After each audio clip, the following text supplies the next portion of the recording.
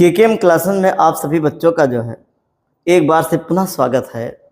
आज मैं second book organic chemistry का बहुत ही अच्छा चैप्टर लेकर आया हूँ जिसका नाम है हैलो एल्केन तथा हैलो एरीन। ये ऑर्गेनिक केमिस्ट्री के अंतर्गत जो है आता है, जिसका नाम है हैलो एल्केन तथा हैलो एरीन। आज बताने वाले हैं हैलो शब्द कहाँ से आया है, एल्केन क्या होता है, एरीन क्या होता है, ये हाइड्रोकार्बन क्या होता है, हाइड्रोकार्बन कितने प्रकार के होते हैं, एल्केन किसे कहते हैं, एल्कीन किसे कहते हैं, एल्काइन किसे कहते हैं। देखो इधर, ठीक है ना। तो ज़्यादा बहुत टाइम ना गवाते हुए टॉपिक लिखिएगा जिसका नाम है हैलो एल्केन तथा हैलो एरीन। ये जो हैलो जो लिखा है, हैलो शब्द जो लिखा हुआ है, ये ग्रीक वर्ड से लिया गया है। इंग्लिश में सी कहते हैं, हिंदी में समुद्र कहते हैं। समुद्र का जो पानी होता है वो खारा होता है क्योंकि इसमें बहुत से लवण घुले होते हैं। वह लवण या तो फ्लोरीन से मिलकर बने होंगे या क्लोरीन से मिलकर बने होंगे या ब्रोमीन से या आयोडीन से। चलो देखो इधर, इन तत्वों को हैलो कहते हैं और इनकी संख्या को जन कहते हैं। इसका मतलब हैलोजन का अर्थ होता है समुद्री लवण से। ठीक, किससे होता है? समुद्री लवण से। अब जरा देखते हैं कि समुद्री लवण में कौन कौन से तत्व पाए जाते हैं। तो याद रखिएगा, एक फ्लोरीन है, एक क्लोरीन है, एक ब्रोमीन है और एक जो है आयोडीन है। ये सब तत्व समुद्र में पाए जाते हैं, इसलिए इन तत्वों को जो है हैलोजन कहते हैं। तो अगर पूछा जाए कि हैलो शब्द कहाँ से आया है, सर ये ग्रीक वर्ड है। इंग्लिश में सी कहते हैं, हिंदी में समुद्र कहते हैं। समुद्र का जो पानी होता है ये खारा होता है क्योंकि इसमें बहुत से लवण घुले होते हैं। वे लवण या तो फ्लोरीन से मिलकर बने हैं या क्लोरीन से मिलकर बने हैं या ब्रोमीन से मिलकर बने हैं या आयोडीन से मिलकर बने हैं। ठीक, इन तत्वों को हैलो कहते हैं और इनकी संख्या को जन कहते हैं, इसलिए हैलोजन कहते हैं। हैलोजन का अर्थ समुद्री लवण से होता है। अच्छा, इसके बाद अगर देखा जाए, आपको पढ़ना है हाइड्रोकार्बन। हाइड्रोकार्बन कार्बन और हाइड्रोजन के संयोग से बनने वाले यौगिक को हाइड्रोकार्बन कहते हैं।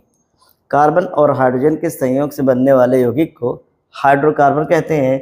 सर ये दो प्रकार के होते हैं, एक एलिफेटिक, वेरी गुड, दूसरा एरोमेटिक होता है। एलिफेटिक कौन सा शब्द? ग्रीक वर्ड से लिया गया है, एल्फर से, जिसका अर्थ वसा या चर्बी होती है। ग्रीक वर्ड एल्फर से लिया गया जिसका अर्थ वसा या चर्बी है। एरोमेटिक, हाँ, अंग्रेजी शब्द के एरोमा से लिया गया है जिसका अर्थ सुगंध होता है। कहाँ से लिया गया है? अंग्रेजी शब्द एरोमा से लिया गया जिसका अर्थ सुगंध होता है। एरोमेटिक के लिए 3 कंडीशन होना चाहिए। श्रृंखला बंद होनी चाहिए, कम से कम 6 कार्बन परमाणु होने चाहिए, एकांतर क्रम में डबल बॉन्ड होना चाहिए।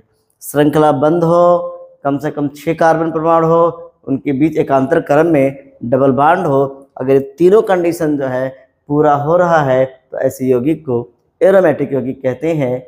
अच्छा, अब देखते हैं एलिफेटिक 2 प्रकार के होते हैं, एक संतृप्त हाइड्रोकार्बन और एक असंतृप्त हाइड्रोकार्बन होते हैं। संतृप्त हाइड्रोकार्बन में कार्बन अपने सभी परमाणुओं से सिंगल बॉन्ड से जुड़ा होता है, जैसे एल्केन। एल्केन का सामान्य सूत्र CnH2n+2 होता है। असंतृप्त हाइड्रोकार्बन वह हाइड्रोकार्बन जिनमें कार्बन कार्बन के बीच में डबल बॉन्ड या ट्रिपल बॉन्ड पाया जाता है। अगर डबल बॉन्ड है तो जैसे एल्कीन है, इनका सामान्य सूत्र CnH2n होता है। अगर ट्रिपल बॉन्ड पाया गया है तो उसको एल्काइन कहते हैं, इसका सामान्य सूत्र CnH2n-2 होता है। ठीक, तो ये पूरा जो है सेकंड बुक का जो चैप्टर है उसका जो स्टार्टिंग पॉइंट, जिसको आप कह सकते हैं बेसिक, हमने लिख दिया है कि कहाँ से आया है, कैसे हुआ है। ये अगर आपको लिखना है तो इसको कॉपी में आज ही लिख लीजिएगा और आज ही इसको तैयार कीजिएगा।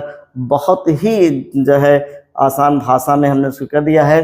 एक बार याद रखिएगा, हैलो ग्रीक वर्ड है, इंग्लिश में सी कहते हैं, हिंदी में समुद्र कहते हैं। समुद्र का पानी खारा होता है कि बहुत से लवण घुले होते हैं। वह लवण या तो फ्लोरीन से मिलकर बने हैं या क्लोरीन से या ब्रोमीन से। ऐसे तत्वों को हैलोजन कहते हैं।